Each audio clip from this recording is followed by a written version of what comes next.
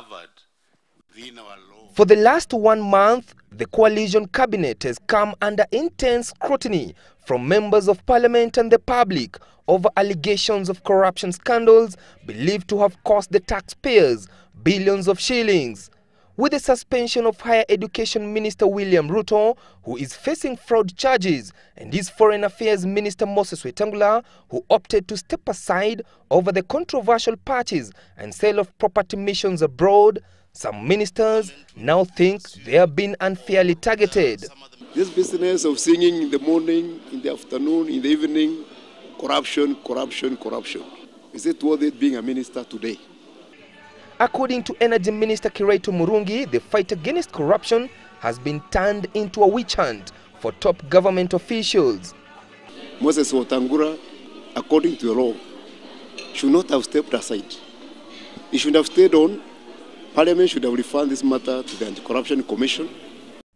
In 2004, Kiraitu was among 4 ministers who were asked to step aside after they were linked into the Anglo-leasing scandal. Others were Dr. Chris Murungaru, Mr. David Mwiraria, and Professor George Saitoti.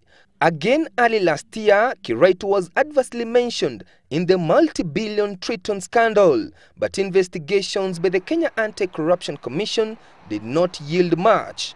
I'll be surprised if CAS invites me again, because this matter was thoroughly investigated by them. But if they do, I'll be very willing to go back, because nothing has changed. But as Kiraitu was complaining of witch hunt, Assistant Minister for Public Works was alleging of deep corruption in his former Ministry of Water. And the issues that led to my transfer is because I raised corruption issues in that ministry. And I hope that you're also wondering whether it is the whistleblower who should be the culprit. Kiunjuri claims he has already reported the corruption claims to the head of civil service, Ambassador Francis Mudhaura, and sent auditors to the ministry. There was horse trading going on, okay, within government circles. And when I mean government circle, it's the highest level of government. Earlier, the Prime Minister had cautioned against political witch hunt. Because if we reach the level of witch hunt, Mr. Speaker, then we will instill fear in the public officers.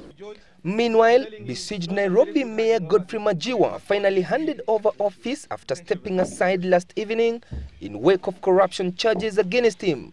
Civic leaders are not state officers, and Chapter 6 of the new constitution does not apply to them. Majiwa handed over office to the Deputy Mayor, George Aladwa. Thairu, Citizen Weekend, Nairobi. Law needs